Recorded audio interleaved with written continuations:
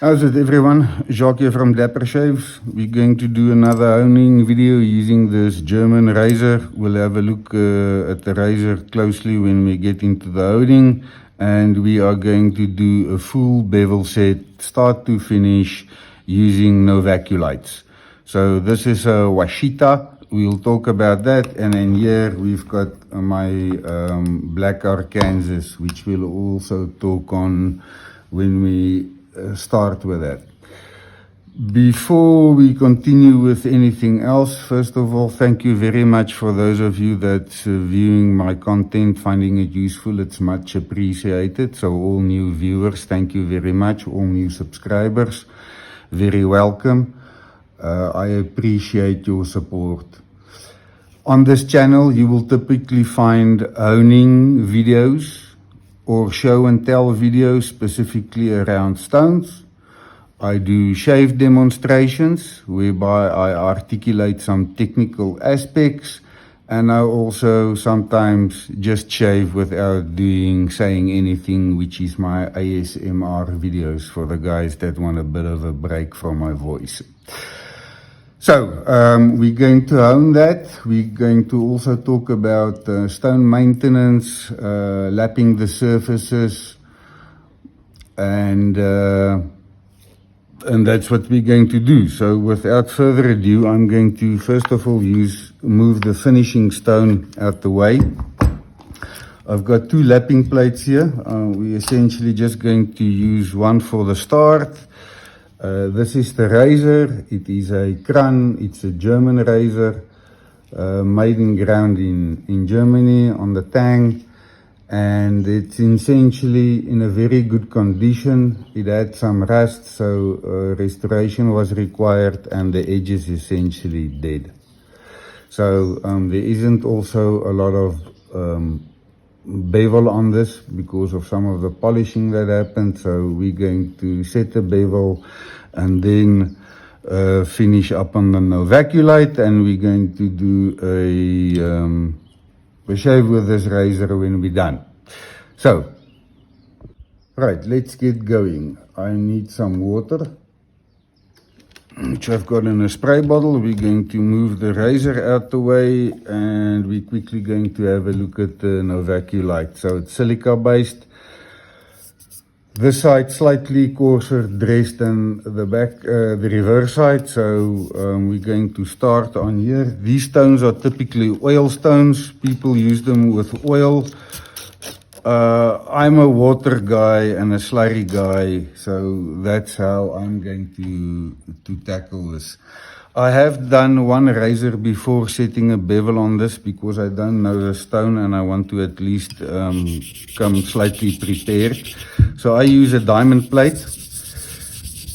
First of all is to also maintain the surface flat, but also create some of the silica abrasives to come loose from the stone so that we've got a slurry. And there we go. It's a coarse stone. It slurries quite quickly, and we're going to start defining the bevel.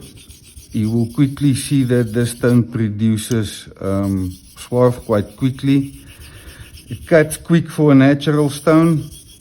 Definitely not going to compete with a diamond stone or a modern synthetic.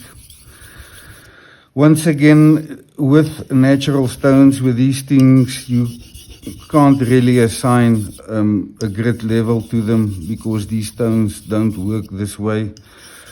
But if I've got to try and put it in context, the stones, I don't know, most likely in the 400 range, depending on how you use it. So what I'm going to do is we've created already quite a lot of swarf. Silica doesn't break down quick, so this will cut for quite a long time. But what I want to do is stop and have a look at the work we've done so far. This is a coarse stone. Inspection, making sure you're hitting the right spots is critically important on when honing. I want to quickly see the work we've done. So already bevel quite formed. definitely not there yet. And on the reverse side, on the front side, it needs, I think, maybe a little bit more work. I first of all just quickly need to grab a loop. Hang on 1 second.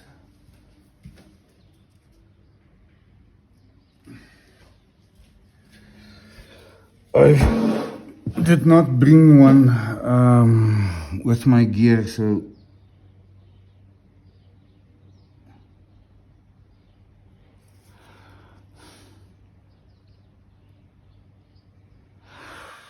the bevel on the rear of the razor is a whole lot more defined than the front. So I'm going to just work the front side for a moment a little bit more.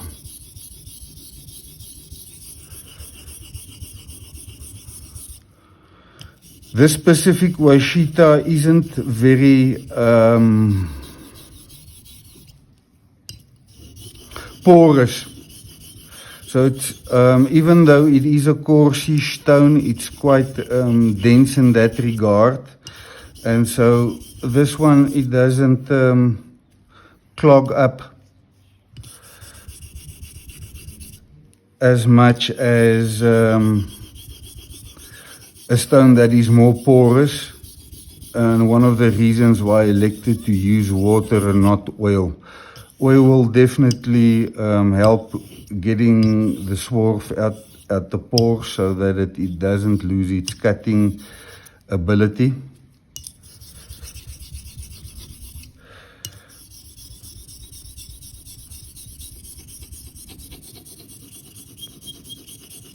Making sure I use my thumb here against the stone to ensure I don't ride the shoulder.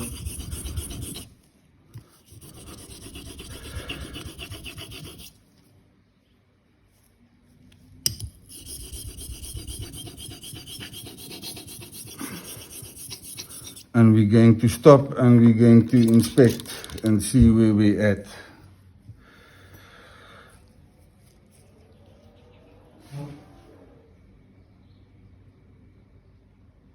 So bevel starting to form nicely on the front, and I said the bevel on the rear is quite nicely set already. I want to quickly just check if it's starting to shave already or not. The front of the blade, it's taking hairs. At the rear, it needs a bit of work. What I'm going to do is I'm going to clear this off, add a bit of water, and I'm going to create just a quick fresh slurry.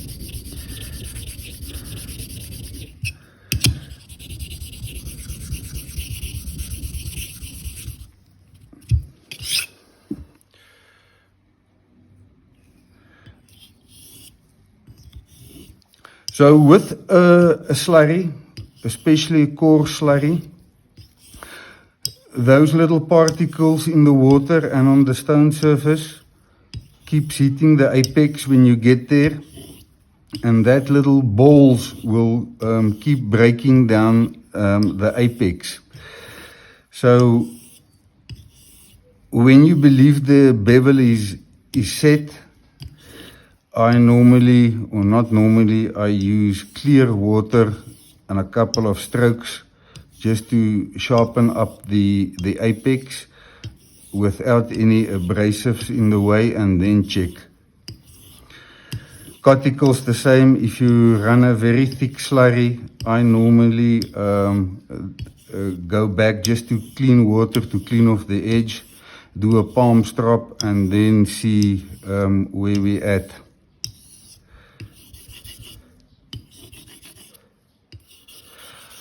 I get a very similar sensation on both sides of the blade.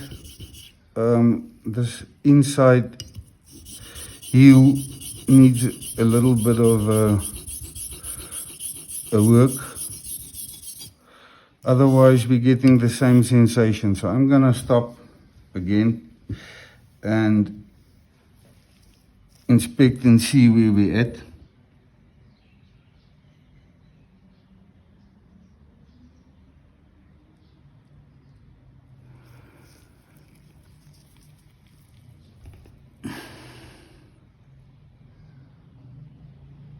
Alright, yeah, the bevel looks very, very good.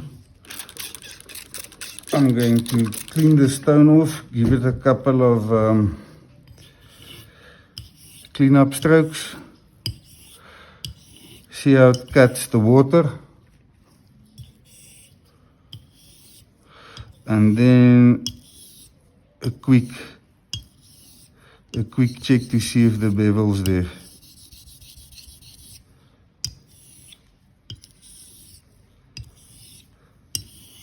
Alright. I am quite sure this is going to take hairs very effortlessly. Yeah, there we go. They take hairs very easily. So the bevel is set. I know many of you guys use a little tomato. I've never been a fan of using tomato. Yes, it is a good indicator, but I want to feel especially the blade on my skin and how effortlessly it takes hairs. That makes for me a bigger difference than just putting a little slice into a tomato skin. So for me, this bevel is set. I'm going to move the stone away and we're going to switch to the black arc. But before we get there, if you haven't got a diamond plate to create yourself a slurry, you can either use a similar stone. This is also novaculite. This is a soft novaculite. So this would be the coarsest. Then you would get the soft. Then you get a true hard. Then you get a translucent, and then you get the black Arkansas. But essentially translucent and black is all the same. So what you can also do is, and I actually use my stones, I can't remember if I mentioned it, to also perform lapping, dress and keep my stones flat. You don't need a diamond plate for that. You need a few stones that are flat and a couple of things you need to understand. But I essentially created a combination slurry between these stones, and you can work. I use this stone also to help dress the stone, also keep it level and flat. So there's another way of maintaining your stones. I'm going to move this out the way, and we are going to switch to the black Arkansas. So my stone is dressed differently. This side of the stone is actually dressed with, yes, you guessed it, the Washita.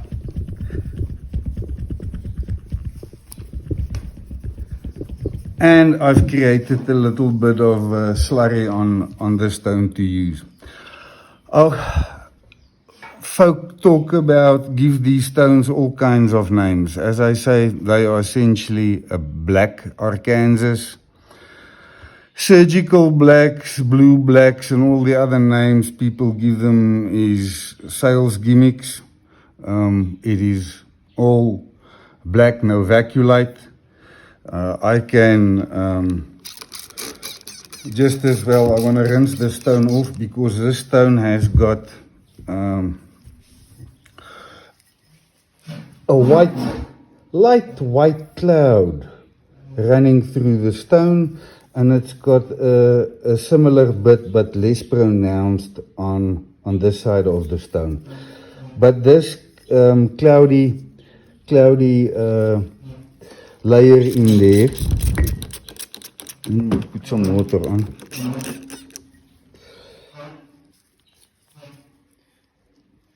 You'll see this cloudy layer in here. I'm not calling this a cloudy black Arkansas and that it's a wonderful edge and create that perception that a specific color or specific characteristic in a stone is going to give you great results. So don't fall into that trap, okay? Yeah, if you want a great stone, get a misty black, okay? So, and done with that, I use then this coarser side of my black Arkansas to go and do the mid-range work. The sensation of the stone, and this is just water, I can feel that more abrasive surface on the bevel from the previous stone, and what I'm working here with about 200 to 300 grams of pressure edge biased onto the stone is to go and remove that surface scratches. The other thing I dislike personally is burnishing stones, and I'll tell you why. Burnishing just essentially clogs up the stone, so it makes it slower. And on these stones, you don't want to go slower. You want to go quick because they are very slow by nature.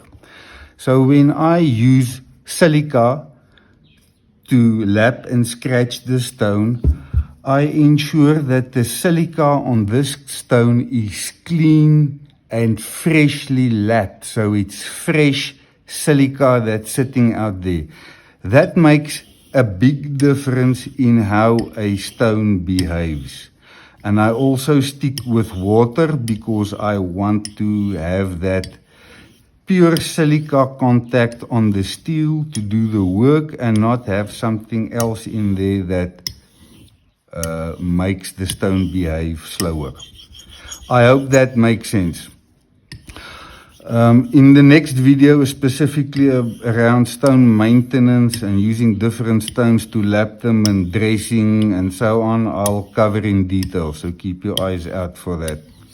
I can already tell you this razor is going to be tree topping as we sit here, but we want more than tree topping, and we'll switch to the other side to go and refine the edge a bit more.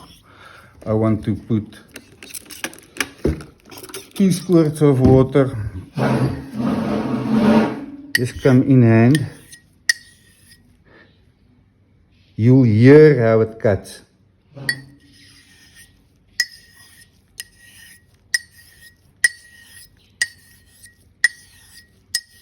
The speaker is this side.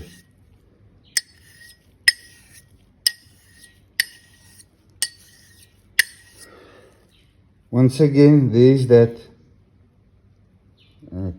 cloudy white, misty white. I want to give this a palm strop, and I want to see if this tree tops.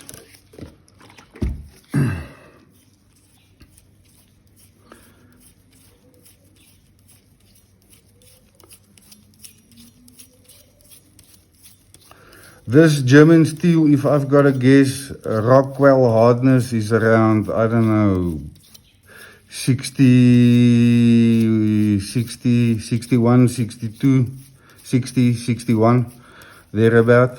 I don't think it's any harder than that, but that is typical standard for vintage Sol engine, and that's right in the sweet spot for what you need for carbon steel.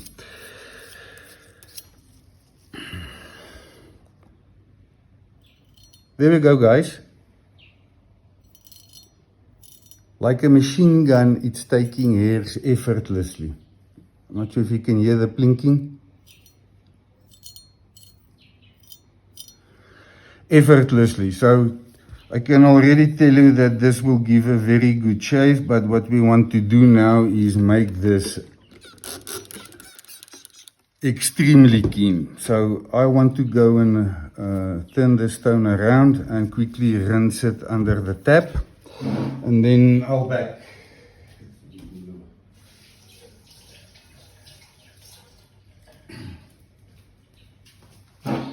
Right, I just gave that a rinse. Once again, this is the reverse side of the stone, the misty black, and then this is the highly finished side, which I just rinsed now. Okay, this stone is dead flat and highly polished. Once again, this stone is not burnished. I generally use Naguras, Japanese Naguras, to hone on this, but we're doing a black arc only. And that nagruas will keep the silica particles nice, fresh and crisp to do its work.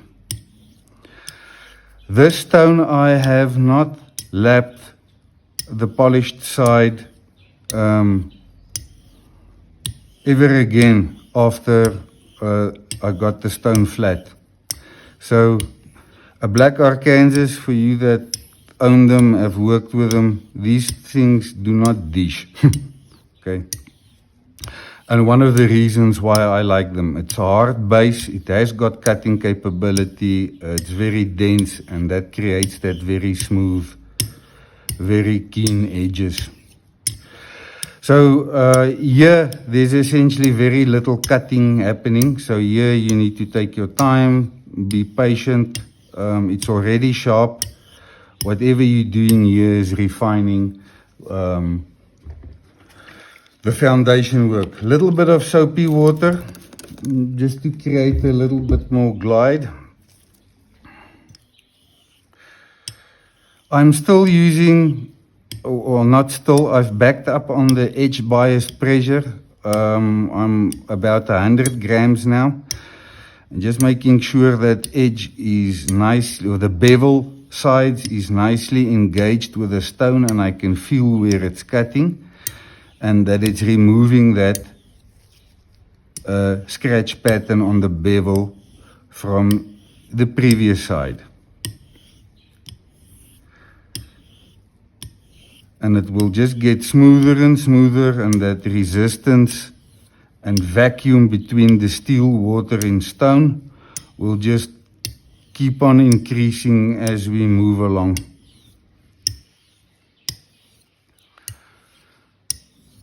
And I can tell you now we're very close to finished. I just want to make sure I get exactly the same sensation everywhere.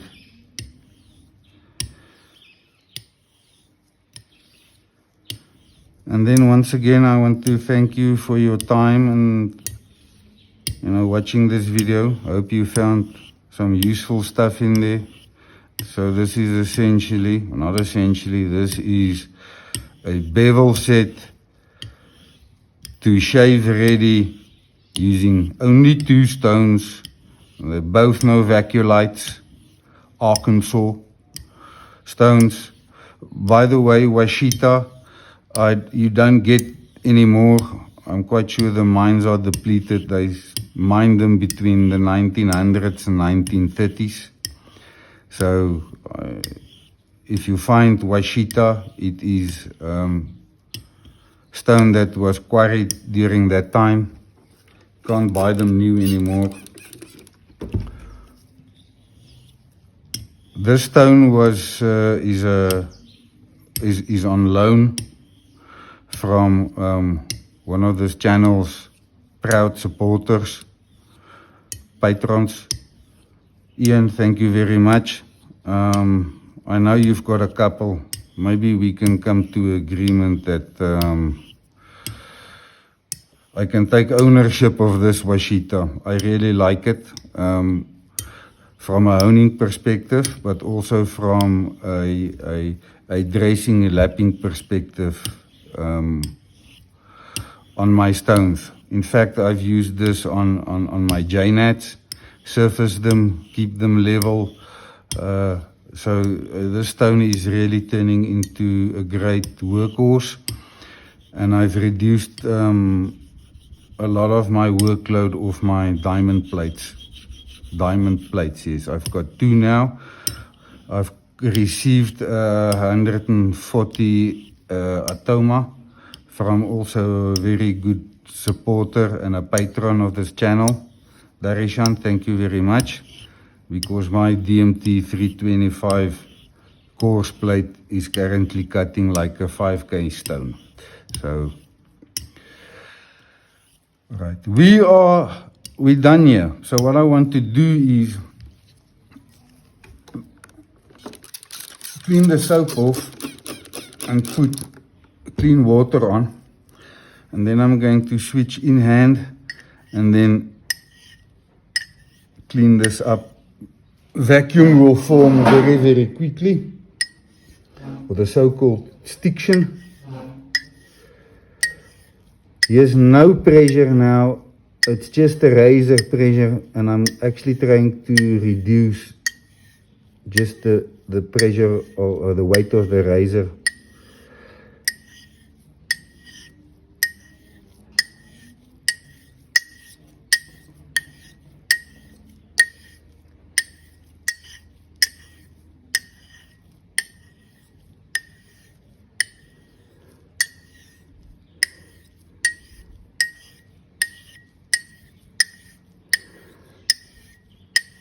And there we go, guys. This is really, I think, going to be an awesome shave. And that is how you do a full Arkansas or Novaculite edge, start to finish. I want to have a little peep. Yeah, and that lovely sandblast Kashumi type finish on the edge, all the way through, clear, defined, beautiful looking bevel. And I don't even think I need to strap. This thing's just going to take the hairs like a machine gun. I appreciate everybody's support. I really appreciate those also that subscribe or just leave a comment to ask a question. Also very welcome. Thanks everyone.